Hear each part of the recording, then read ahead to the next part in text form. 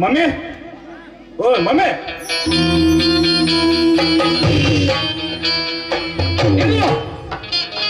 ನನ್ನ ಮಾತಿಗೆ ಉತ್ತರ ಕೊಟ್ಟು ಒಳಗಡೆ ಬರಬೇಕು. ನಿನ್ನ ಮಾತಿನಿಂದ ನಾನು ನಂಬಿದರೆ ನಿನ್ನನ್ನು ಒಳಗಡೆ ಕರೆದುಕೊಳ್ಳುತ್ತೇನೆ, ಇಲ್ಲ ಕತ್ತು ಹಿಡಿದು ಹೊರದಬ್ಬಬೇಕಾಗುತ್ತದೆ. ನೋಡಿ, ಇವತ್ತೊಂದು ದಿನ ಅವನು ಕುಡಿ ಬಂದಿದ್ದಾನೆ, ನಾಳೆ ತಾನೇ ಸರಿಯಾಗಿ ಹೋಗ್ತಾನೆ. ಸಾವಿತ್ರಿ, ಇದರ ಮಧ್ಯದಲ್ಲಿ ನೀನು ಬರಬೇಡ. ಇವತ್ತು ಒಂದು ದಿನ ಒಂದು ತೀರ್ಮಾನ ಆಗಲೇಬೇಕು. ನನ್ನ ತಿಪ್ಪಿಯಲ್ಲಿ ಬಿದ್ದು ಒದ್ದಾಡಿ ಸಂತೋಷ ಪಟ್ಟುಕೊಂಡಂತೆ ಮತ್ತೆ ಮತ್ತೆ ಕುಡಿದು ಇವನು ಸಂತೋಷ ಹೊಂದುತ್ತಿದ್ದಾನೆ. ಇದರಿಂದ ನನ್ನ ಮನೆತನದ ಮಾನ ಮರ್ಯಾದೆ ಎಲ್ಲ ಮಣ್ಣು ಪಾಲಾಗಿ ಹೋಗ್ತಾ ಇದೆ. ಇವತ್ತು ಒಂದು ನಿರ್ಧಾರವಾಗಲೇಬೇಕು. ಏನ್ ಹೇಳಪ್ಪ ನಿನ್ನ ನಿರ್ಧಾರ? ನಾಳೆಯಿಂದ ನಾನು ಕುಡಿದು ಸರಿಯಾದ ಸಮಯಕ್ಕೆ ಮನೆಗೆ ಬರಬೇಕಾ ಅಥವಾ ಮತ್ತೆ ಕಾಲೇಜ್ಗೆ ಪ್ರಾರಂಭಿಸ್ಬೇಕಾ? ಇಲ್ಲ ನಿಮ್ಮಿಬ್ಬರ ಜೊತೆ ತೋಟದ ಕೆಲಸಕ್ಕೆ ಬರಬೇಕಾ? ನಿನ್ನ ಉಪದೇಶದ ವೇದಾಂತದಿಂದ ನಾನು ಬದುಕಬೇಕಾಗಿಲ್ಲ. ನಿನ್ನ ಬದುಕಿನ ಭವಿಷ್ಯಕ್ಕಾಗಿ, ನಿನ್ನ ಹಡೆದ ಕರುಣೆ ಹೆತ್ತವರಿಗಾಗಿ ಊಸಿಗೆ ತಿಳಿಸಿದಂತೆ ಹೇಳಿದೆವು, ಕೈ ಮುಗಿದು ಕೇಳಿಕೊಂಡೆವು. ಆದರೆ ನಿನ್ನ ಕರುಣೆ ಕಣ್ಣು ತೊರೆದು ನೋಡಲಿಲ್ಲ. ಕುಡಿಯುವುದಕ್ಕೆ ನಿನ್ನ ಹೃದಯ ಕಲ್ಲಾಗಿ ಹೋಗಿದೆ. ಎಷ್ಟು ಸಲ ನಾವು ಹೇಳಿದರೂ ಮತ್ತೆ ಇವತ್ತು ನೀನು ಕುಡಿದು ಬಂದಿದ್ದೀಯ. ಕುಡಿಯುವುದಕ್ಕಾಗಿ ನೀನು ಹುಟ್ಟಿ ಬಂದಿರುವೆಯಾ, ಇಲ್ಲ ಬದುಕುವುದಕ್ಕಾಗಿ ಹುಟ್ಟಿ ಬಂದಿರುವೆಯಾ? ಹೇಳು, ಯಾವುದಕ್ಕಾಗಿ ಹುಟ್ಟಿ ಬಂದಿರುವೆ? ಅಪ್ಪ, ನನ್ನ ಮನಸ್ಸಿನ ವೇದನೆಗಾಗಿ, ಮಾನಸಿಕ ನೆಮ್ಮದಿಗಾಗಿ ನನ್ನಿಂದ ಬಹುದೂರ ಹೊರಟು ಹೋದ ನನ್ನ ಪ್ರೀತಿಯ ಪ್ರಿಯ ಮಾಲ ನೆನಪಿಗಾಗಿ ನಾನು ಕೊಡುತ್ತಿರುವೆ. ಇದರರ್ಥ ನಿಮಗೆ ತಿಳಿಯದು. ಮಾನಸಿಕ ವೇದನೆಗಾಗಿ, ಮನಸ್ಸಿನ ನೋವಿಗಾಗಿ ಕುಡಿಯೋದು ಒಂದು ಪರಿಹಾರವಾಗಿದ್ದರೆ ಈ ಜಗತ್ತಿನಲ್ಲಿ ನಿನ್ನಂತೆ ಕುಡಿದು ಎಲ್ಲರೂ ಸಂತೋಷ ಹೊಂದುತ್ತಿದ್ದರು. ಮಣಿ ಅಂಗಳದಲ್ಲಿ ಹೊಲಸು ಬಿದ್ದಿದೆ ಎಂದು ಕೈಯಿಂದ ಎತ್ತಿ ಹಾಕುವ ಬದಲು ಉಣ್ಣು ತಟ್ಟೆಯಿಂದ ಎತ್ತಿ ಹಾಕಿದ್ರಂತೆ. ಅವರಂತ ಮೂರ್ಖರೇ ಯಾರೂ ಇಲ್ಲ. ಅದರಂತೆ ಆಗಿದೆಯೇ ನಿನ್ನ ಬಾಳು. ಒಂದನ್ನು ಸ್ವಚ್ಛ ಮಾಡಲು ಹೋಗಿ ಇನ್ನೊಂದನ್ನು ಹೊಲಸು ಮಾಡಿಕೊಂಡಂತಾಗಿದೆ ನಿನ್ನ ಬಾಳು. ಯಾರು ಉಪದೇಶ ಮಾಡಿದ್ರು ನಾನು ಪಾವನವಾಗಲಾರೆ. ನನ್ನಿಂದ ನಿಮಗೆ ಏನಾಗಬೇಕು ಅಷ್ಟೇ ಹೇಳಿ. ನಾನೇನು ನೀವು ಹೇಳದಂತೆ ಕೇಳಲು ನಾನೇನು ಮುಟ್ಟಳನಲ್ಲ. ನಿಮ್ಮ ಮನಸ್ಸಿನ ನಿರ್ಧಾರವನ್ನು ಬಿಚ್ಚಿ ಹೇಳಿ ನನ್ನ ಮುಂದೆ. ಹೌದಾ ರವಿ? ಹೌದು, ನಾನು ತಿಳಿಯಬೇಕಾಗಿದೆ ನಿಮ್ಮ ಮನದಲ್ಲಿರುವ ಗುಟ್ಟು.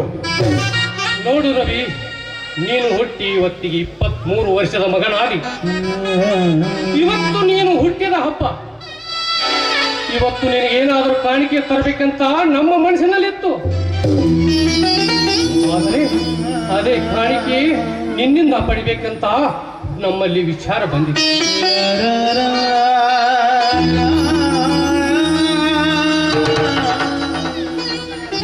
ಇದು ಮನುಷ್ಯನು ಕುಡಿದು ಹಾಳಾಗಿ ಹೋಗುವ ವಿಷ ರಕ್ತ. ಮನುಷ್ಯನ ರಕ್ತದಲ್ಲಿ ಕೂಡಿ ವಿಷ ರಕ್ತ. ಈ ಬಾಟ್ಲಿಯ ಮುಟ್ಟುವ ಮೊದಲು ನನ್ನ ಮಾತಿಗೆ ಉತ್ತರ ಕೊಟ್ಟು ಮುಟ್ಟಬೇಕು. ಏನು ಹೇಳಿ ನನ್ನ ಪ್ರಶ್ನೆ? ನೋಡು ರವಿ, ನಿನ್ನ ತಾಯಿ ನಿನಗೆ 9 ತಿಂಗಳು ಹೊತ್ತು ಹೆತ್ತು ಮುದ್ದಾಗಿ ಬೆಳೆಸಿದ್ದಾಳೆ. ಇಲ್ಲಿವರೆಗೆ ನಿನ್ನನ್ನು ಒಳ್ಳೆಯ ರೀತಿಯಿಂದ ಬೆಳೆಸಿದ್ದೇವೆ. ನೋಡು ರವಿ, ನಿನ್ನ ಬಾಳಿಗಾಗಿ ಬೆಳೆದಾಡುವ ಬಳ್ಳಿಗಳು, ನಿನ್ನ ನೋವಿಗಾಗಿ ನರಳುವ ನರ ಜಂತುಗಳು. ಎಂದು ನೀನು ಹೆತ್ತವರು ಕೇಳುವುದ ಮಾತು, ಇದನ್ನು ನೀನು ಮುಟ್ಟುವ ಮೊದಲು ನನ್ನ ಮಾತಿಗೆ ಉತ್ತರ ಕೊಟ್ಟು ಮುಟ್ಟಬೇಕು. ಹೇಳು, ಇದನ್ನು ನಾವು ಬೇಕಾ, ಇಲ್ಲ ಈ ವಿಷದ ಬಾಟ್ಲಿ ಬೇಕಾ? ಯಾವುದು ಬೇಕು ನಿನಗೆ?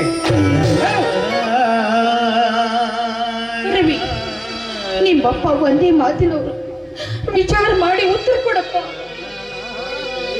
ಸಾವಿತ್ರಿ, ನೀನು ಇದರ ಮಧ್ಯದಲ್ಲಿ ಬರಬೇಡ. ಈ ನಿರ್ಧಾರ ಅವನಿಗೆ ಬಿಟ್ಟುಕೊಟ್ಟಿದ್ದು. ಹೆತ್ತವರು ಬೇಕಂತ ಹೇಳಿದರೆ ಅವನು ಕಾಲು ಬಿದ್ದು ನನ್ನ ಮಗ ಅಂತ ತಿಳಿದು ಮನೆಗೆ ವಿಷದ ಬಾಟ್ಲಿ ಬೇಕಂತ ಹೇಳಿದ್ರೆ ನನ್ನ ಪಾಲಿಗೆ ನನ್ನ ಮಗ ಸತ್ತು ಹೋದಂತ ತಿಳ್ಕೊತೀನಿ. ಹೇಳು, ಯಾರು ಬೇಕು? ನಾವು ಬೇಕಾ, ಇಲ್ಲ ಈ ವಿಷದ ಬಾಟ್ಲಿ ಯಾವ್ದು ಬೇಕು ಹೇಳೋ ನಿನಗೆ? ರವಿ, ಬೇಡ್ಕೊತೀನಿ, ವಿಚಾರ ಮಾಡಿ ಉತ್ತರ ಕೊಡಪ್ಪ, ಉತ್ತರ ಕೊಡು.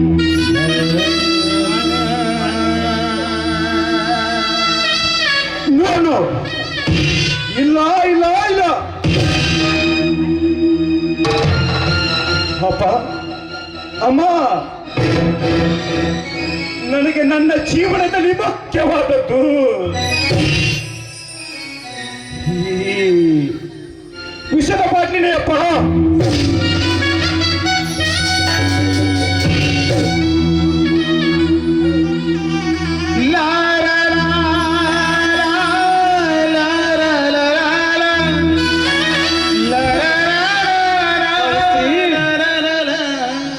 ಎಲುಬು ತಿನ್ನುವ ನಾಯಿಯನ್ನು ಪಲ್ಲಕ್ಕಿಯಲ್ಲಿ ಕೂಡಿಸಿಕೊಂಡು ಮೆರವಣಿಗೆ ತೆಗೆಯುತ್ತಾ ಹೋದರೆ ಮತ್ತೆ ಎಲುಬನ್ನು ಕಂಡಾಗ ಪಲ್ಲಕ್ಕಿಯಿಂದ ಹಾರಿ ಹೋಗಿ ಎಲುಬು ಕಚ್ಚಿದಂತೆ ಆ ನಾಯಿಯ ಜಾತಿಗೆ ಸೇರಿದವನು ಇವನು. ಸಾವಿತ್ರಿ, ಇವನನ್ನು ಮಾನವನ ಮಾಂಸದಿಂದ ನೀನು ಹೆತ್ತಿಲ್ಲ, 4 ಜನರು ತಿರುಗುವ ದಾರಿ ಮೇಲಿರುವ ಮಣ್ಣಿನ ಮುಂದೆಯಿಂದ ಎತ್ತಿರಬೇಕು. ಅದಕ್ಕಾಗಿ ಇವನು ನಮ್ಮಿಂದ ಧೂಳಿನಂತೆ ಪುಡಿ ಪುಡಿಯಾಗಿ ಹೋಗುತ್ತಿದ್ದಾನೆ. ಇವತ್ತು ನಮ್ಮ ಪಾಲಿಗೆ ನೀನು ಸತ್ತು ಹೋದೆ. Get out! I supposed to get out!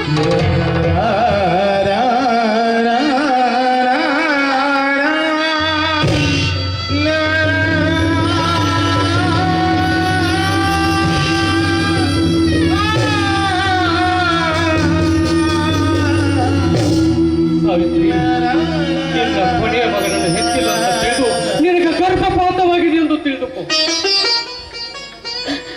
ಇವನು ಇಂಥವ್ನು ಆಗ್ತಾನೆ ಅಂತ ನಾನು ಕನಸು ಮನಸ್ಸಿನಲ್ಲಿ ಅನ್ಕೊಂಡಿರ್ಲಿಲ್ಲ. ಸಮಾಧಾನ ಮಾಡಿಕೋ ಸಾವಿತ್ರಿ, ಸಮಾಧಾನ ಮಾಡಿಕೋ.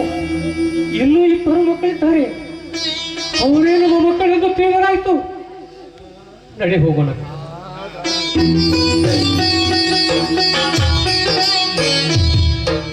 ಅಪ್ಪಾಜಿ,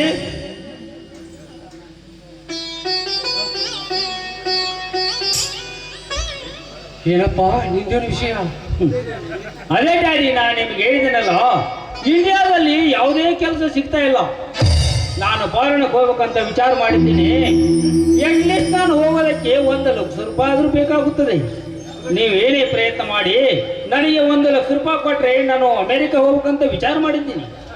ಅಲ್ಲ ಮುರಳಿ, ಅಷ್ಟು ದುಡ್ಡು ಖರ್ಚು ಮಾಡಿ ಅಷ್ಟು ದೂರ ಹೋಗಿ ಕೆಲಸ ಮಾಡೋದಕ್ಕಿಂತಲೂ ಇಲ್ಲೇ ಯಾವುದಾದ್ರೂ ಪ್ರೈವೇಟ್ ಕಂಪನಿ ಇದ್ರಲ್ಲಿ, ಯಾವುದಾದ್ರೂ ಒಂದು ಫ್ಯಾಕ್ಟ್ರಿಯಲ್ಲಿ ಕೆಲಸ ಮಾಡಿ ನಮ್ಮ ಕಣ್ಣು ಮುಂದೆ ಇದ್ರೆ ನಮ್ಮ ಕಣ್ಣು ಮುಂದೆ ಇರೋ ಹಾಗೆ ಆಗುತ್ತದೆ. ಅದು ಅಲ್ಲದೆ ನಮಗೂ ಸ್ವಲ್ಪ ದುಡ್ಡಿನ ಅವಶ್ಯಕತೆ ಆದ್ರೂ ಇರ್ತದೆ. ಅಲ್ಲಿ ಹೋಗೋದು ಬೇಡ, ಇಲ್ಲೇ ಇರೋದು ಒಳ್ಳೆಯದು. ಇಲ್ಲ ಅಲ್ಲಮ್ಮ, ನಾನು ಎಷ್ಟೇ ಪ್ರಯತ್ನ ಮಾಡಿದರೂ ಈ ಇಂಡಿಯಾದಲ್ಲಿ ಸತ್ತರು ಕೆಲಸ ಸಿಗಲ್ಲ.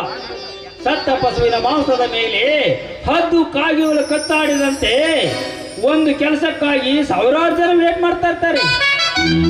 ಅಂದಾಗ ನನಗೆಲ್ಲಿ ಕೆಲಸ ಸಿಗಬೇಕಮ್ಮ? ಅದೇ ನಾನು ಫಾರಿನ್ಗೆ ಹೋದರೆ ಲಕ್ಷಾಂತರ ರೂಪಾಯಿ ಗಳಿಸಬಹುದು. ನಾನು ಅಲ್ಲಿಗೆ ಹೋಗುವುದಕ್ಕೆ ತೀರ್ಮಾನ ಮಾಡಿದ್ದೇನೆ. ನೀವು ನನಗೆ ಕೇವಲ 1 ಲಕ್ಷ ರೂಪಾಯಿ ಕೊಟ್ಟರೆ ಸಾಕು. ಅಲ್ಲ ಮುರಳಿ, ನಮ್ಮ ಕೈಕಾಲುಗಳಲ್ಲಿ ಶಕ್ತಿ ನಿಂತ ಮೇಲೆ ನಮ್ಮ ಮನೆಯಲ್ಲಿ ದುಡ್ಡಿನ ಸಂಪಾದನೆ ಮಾಡುತ್ತಿರುವನು ಡಾಕ್ಟರ್ ಅಶೋಕ್ ಒಬ್ಬನೇ. ಅವನ ಸಂಪಾದನೆಯಲ್ಲಿಯೇ ನಾವೆಲ್ಲರೂ ಬದುಕ್ತಾ ಇದ್ದೀವಿ. ಅದಲ್ಲದೆ ಈ ವರ್ಷ ಮಳೆ ಬೆಳೆ ಚೆನ್ನಾಗಿಲ್ಲದ ಕಾರಣ ಒಪ್ಪತ್ತು ಊಟ ಮಾಡಿ ಜೀವನ ಸಾಗಿಸದೆ ಸಾಕು ಅಂತ ನಾವು ಇದ್ದೇವೆ. ಇಂಥ ಸಮಯದಲ್ಲಿ ನಿನಗೆ ಫಾರಿನ್ಗೆ ಹೋಗಲು 1 ಲಕ್ಷ ರೂಪಾಯಿ ಹಣ ಬೇಕಂತ ಕೇಳಿದ್ರೆ ನಾವು ಎಲ್ಲಿಂದ ತರಬೇಕಪ್ಪ? ಇಲ್ಲಿ ನಿನಗೆ ಇಂಜಿನಿಯರ್ ನೌಕರಿ ಸಿಗದಿದ್ದರೂ ಪರವಾಗಿಲ್ಲ, ಕನಿಷ್ಠ ಪಕ್ಷದ ಕೆಲಸವನ್ನು ಹುಡುಕಿಕೊಂಡು ಮಾಡು. ಅದು ಕೂಡ ನಿನಗೆ ಸಿಗದೆ ಹೋದರೆ ನಮ್ಮ ಜೊತೆ ಊಟ ಮಾಡಿ ಮನೆಯಲ್ಲಿ ಇರು. ನೀನೇನು ನಮಗೆ ಭಾರವಾಗಿಲ್ಲ. ನಾನೇನು ನಿಮಗೆ ಭಾರವಿಲ್ಲ ಅಂತ ತಿಳಿದು ಇಂಜಿನಿಯರಿಂಗ್ ಪದವಿ ಪಡೆದುಕೊಂಡು ಮನೆಯಲ್ಲಿ ಖಾಲಿ ಕುಳಿತುಕೊಂಡರೆ ನೋಡಿದ ಜನ ಏನಂದಾರು? ನಾನೊಬ್ಬ ಡಿಗ್ರಿ ಹೋಲ್ಡರ್ನಾಗಿ ಕನಿಷ್ಠ ಕೆಲಸ ಮಾಡಿದರೆ ನೋಡಿದ ಫ್ರೆಂಡ್ಸ್ ಮರ್ಯಾದೆ ಕೊಡಬಹುದೇ? ನನ್ನ ಸ್ವಾಭಿಮಾನ ಪ್ರಶ್ನೆಯನ್ನು ವಿಚಾರ ಮಾಡಿದ್ದೀರಾ ನೀವು? ಅರಸನಾಗಿ ಮೆರೆಯಬೇಕಾದವನು ಹಾಳಾಗಿ ದುಡಿದರೆ ಸಮಾಜದಲ್ಲಿ ಮರ್ಯಾದೆ ಸಿಗಬಹುದೇ? ಈ ನಿಮ್ಮ ಪುರಾಣ ಪುಣ್ಯ ಕಥೆ ನನಗೆ ಬೇಕಿಲ್ಲ. ನೀವು ನನಗೆ 1,00,000 ರೂಪಾಯಿ ಹಣ ಕೊಡಲೇಬೇಕು. ನೀನು ಹಣ ಬೇಕಂತ ಹಠ ಮಾಡಿದರೆ ನಾವು ಎಲ್ಲಿಂದ ತರಬೇಕಪ್ಪ? ನಿನಗೆ ಹಣವೇ ಮುಖ್ಯವಾಗಿದ್ರೆ ನಮ್ಮಿಬ್ಬರನ್ನ ಎಲ್ಲಿಯಾದರೂ ಒತ್ತೆ ಇಟ್ಟು ಹಣ ತೆಗೆದುಕೊಂಡು ಹೋಗು. ಆದ್ರೆ ನಮ್ಮ ಹತ್ರ ಒಂದು ಪಿಡಿಕಾಸು ಕೂಡ ನಿನಗೆ ಸಿಗಲಾರದು. ಹಣ ಇರದಿದ್ದರೆ ಏನಾಯ್ತು? ನನ್ನ ಪಾಲಿನ ಆಸ್ತಿಯನ್ನು ಮಾರಿ ನನ್ನ ಪಾರಾಯಣ ಕಳಿಸಿರಿ. ಎಲ್ಲಿದೆಯೋ ನಿನ್ನ ಆಸ್ತಿ? ನೀನು ಗಳಿಸಿದ್ದೀಯಾ ಇಲ್ಲ ನಿಮ್ಮ ಆಸ್ತಿ ಗಳಿಸಿದ್ದಾನೆ? ನಾವು ಇಬ್ಬರು ಹೆಣ್ಣರು ಕಷ್ಟಪಟ್ಟು ಗಳಿಸಿದ ಆಸ್ತಿ. ಆಸ್ತಿ ಬೇಕಂತ ಆಸ್ತಿ. ಹುಟ್ಟಿ ದೊಡ್ಡವರಾದ ಮೇಲೆ ಇನ್ನೊಬ್ಬರ ಮನೆಗೆ ನಿಮ್ಮನ್ನು ಕೂಲಿ ಮಾಡಲು ಕಳಿಸಿದ್ರೆ ಎಷ್ಟೋ ಚೆನ್ನಾಗಿರ್ತಿತ್ತು. ನಮ್ಮ ಮಕ್ಕಳು ಒಬ್ಬರ ಕೈಯಲ್ಲಿ ದುಡಿಬಾರ ಅಂತ ತಿಳಿದು ನಿಮಗೆ ವಿದ್ಯಾ ಬುದ್ಧಿ ಕೊಟ್ಟಿರಲ್ಲ, ಅದೇ ದೊಡ್ಡ ನಮ್ಮ ತಪ್ಪಾಗಿದೆ. ಎಷ್ಟು ಬುದ್ಧಿ ಹೇಳುವರು ಮಕ್ಕಳನ್ನೇ ಕಡಿಬೇಕಾಗಿತ್ತು ನೀವು.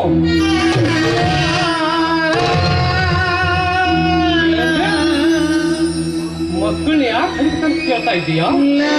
ಇನ್ನಂತೆ ಈ ಸಮಾಜದಲ್ಲಿ ಎಲ್ಲ ಮಕ್ಕಳು ತಮ್ಮ ತಂದೆ ತಾಯಿಗೆ ಕೇಳುತ್ತಾ ಹೋಗಿದರೆ ಈ ಸಮಾಜವೇ ನಡೆಯುತ್ತಿರಲಿಲ್ಲ. ಮಾನವನು ಸಹ ಮೊಸರವಾಗುತ್ತಿತ್ತು. ಹುಟ್ಟು ಮರವೆಂಬ ಸಾವು ಕಡದಂತೆ ಹುಟ್ಟು ಎಂಬ ಬಡ್ಡಿ ಬೆಳೆಯುತ್ತಲೇ ಹೋಗುತ್ತದೆ. ನೀನೆಂತ ಮೂರ್ಖನ ಮಾನವ. ಬುನಾದಿಗೆ ಹುಟ್ಟಿ ಬರ್ದಿದ್ದರೆ ಈ ಮಾನವವು ಸಹ ನಡೆಯುತ್ತಿರಲಿಲ್ಲೇನೋ. ಯಾವ ತಂದೆ ತಾಯಿಗಳು ತಮ್ಮ ಮಕ್ಕಳನ್ನು ಕೊನೆಯವರೆಗೆ ನೋಡುತ್ತೀವಿ ಎಂದು ಆ ಬ್ರಹ್ಮನಲ್ಲಿ ಬರೆದುಕೊಟ್ಟು ಬಂದಿಲ್ಲ ಈ ಭೂಮಿಗೆ. ಪಂಡಿತ್ ಗಂಟೆ ಬೆಗಳ್ತಾ ಇದ್ದಾನೆ ಇವನು. ಏನಾಗಿದೆಯಾ ಇವತ್ತು ನಿನಗೆ? ಎಲ್ಲರೂ ವಾದವಾಡಿ ಹಠ ಮಾಡಿ ನಮ್ಮನ್ನು ಬಿಟ್ಟು ಹೋಗ್ಬೇಕು ಅಂತ ಮಾಡ್ತೀರಾ? ನಿಮಗೆ ಹಣ ಬೇಕಾಗಿದ್ರೆ ಸಮಾಧಾನದಿಂದ ಕೇಳಿ ಪಡೆಯಬೇಕಾಗಿತ್ತು. ಇಲ್ಲಿ ನೋಡಿ, ಎಲ್ಲ ಮಕ್ಕಳನ್ನು ಎದುರು ಹಾಕಿಕೊಳ್ಳುವುದು ಒಳ್ಳೆಯದಲ್ಲ. ಅವನು ಕೆಲಸಕ್ಕಾಗಿ ಫಾರಿನ್ಗೆ ಹೋಗ್ತಾ ಇದ್ದಾನೆ. ನಮಗೆ ಎಷ್ಟೇ ಕಷ್ಟವಾದರೂ ಚಿಂತೆ ಇಲ್ಲ. ಅವನಿಗೆ ಏನಾದರೂ ಮಾಡಿ ಹಣ ಕೊಟ್ಟು ಕಳಿಸ್ಬಿಡಿ. ಸಾವಿತ್ರಿ, ಅವನು ಫಾರಿನ್ಗೆ ಹೋಗಲು 1,00,000 ರೂಪಾಯಿ ಹಣ ಬೇಕಾಗುತ್ತದೆ. ಅಷ್ಟೊಂದು ದುಡ್ಡು ಎಲ್ಲಿಂದ ತರ್ತೀಯ ನೀನು? ನೀವೇನು ತಪ್ಪು ತಿಳಿದುಕೊಳ್ಳೋದಿಲ್ಲ ಅಂದ್ರೆ ನಮ್ಮ ಆಸ್ತಿ ಇದೆಯಲ್ಲ, ಅದನ್ನು ಯಾರಿಗಾದ್ರೂ ಒತ್ತಿ ಇಡಿ. ಅದೇ ಹಣದಲ್ಲಿ ಅವನಿಗೆ ಕೊಟ್ಟು ಕಳಿಸ್ಬಿಡಿ. ನೋಡು ಸಾವಿತ್ರಿ, ಇದ್ದ ಆಸ್ತಿ ಒತ್ತೆ ಇಟ್ಟು ಅವನಿಗೆ ಹಣ ಕೊಟ್ರೆ ಮುಂದೆ ನಮ್ಮ ಗತಿ ಏನು? ಇದರಲ್ಲಿ ನಿನಗೇನು ಅರ್ಥನಾಗಬಾರ್ದು. ನೀನು ಸುಮ್ಮನೆ ನಿಂತ್ಕೋ. ಅವನು ದೊಡ್ಡ ಉದ್ಯೋಗದ ಮೇಲೆ ಹೋಗ್ತಾ ಇದ್ದಾನೆ. ನಾಳೆ ಅವನಲ್ಲಿ ಹೋಗಿ ನಮಗೆ ಹಣ ಕಳಿಸ್ತಾನೆ. ಆವಾಗ ನಮ್ಮ ಆಸ್ತಿಯನ್ನು ನಾವು ಬಿಡಿಸ್ಕೊಂಡ್ರಾಯ್ತು. ಏನಪ್ಪ, ನೀನು ಹೋದ್ಮೇಲೆ ಹಣ ಕಳಿಸ್ತೀಯ ತಾನೇ?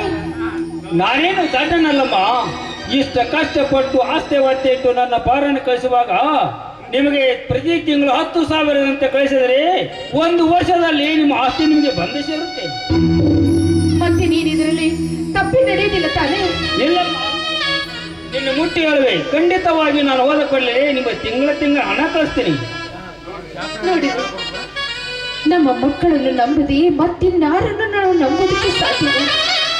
ನಮಗೆ ಎಷ್ಟೇ ಕಷ್ಟವಾದರೂ ಚಿಂತೆ ಇಲ್ಲ. ದಯವಿಟ್ಟು ಇದೊಂದು ಸಲ ಹಣ ಕೊಟ್ಟು ಕಳಿಸಿ. ಇಲ್ಲ ಅಂತ ಮಾತ್ರ ಹೇಳ್ಬೇಡಿ. ನೋಡು ಸಾವಿತ್ರಿ, ನಿನ್ನನ್ನು ನೋಡಿ ನಂಬುತ್ತೀನಿ, ಆದ್ರೆ ನಿನ್ನ ನಮ್ಮ ಮಗನ ನಂಬುದು ಕಷ್ಟ. ಮರಳಿ ಹಣ ತರಿಸಿಕೊಡುವ ಜವಾಬ್ದಾರಿ ನಿನ್ನದು. ಸರಿ, ನನ್ನ ಮಗನ ಮೇಲೆ ನನಗೆ ನಂಬಿಕೆ ಇದೆ. ನೋಡಪ್ಪ, ನೀ ನಾಳೆ ಹೋಗೋದಕ್ಕೆ ಎಲ್ಲ ಸಿದ್ಧತೆ ಮಾಡ್ತೀಯ. ಬಾ, ಇವತ್ತು ಎಲ್ಲರೂ ಸೇರಿ ಮೊದಲು ಊಟ ಮಾಡೋಣ. ಅಮ್ಮ, ಸ್ವಲ್ಪ ನನ್ನ ಸ್ನೇಹಿತರಿಗೆ ಭೇಟಿಯಾಗಿ ಬರುತ್ತೇನೆ. ಮುರಳಿ, ಮೊದಲು ಊಟ ಮಾಡಿ ಹೋಗುವಂತೆ ನಡೆ ಒಳಗೆ.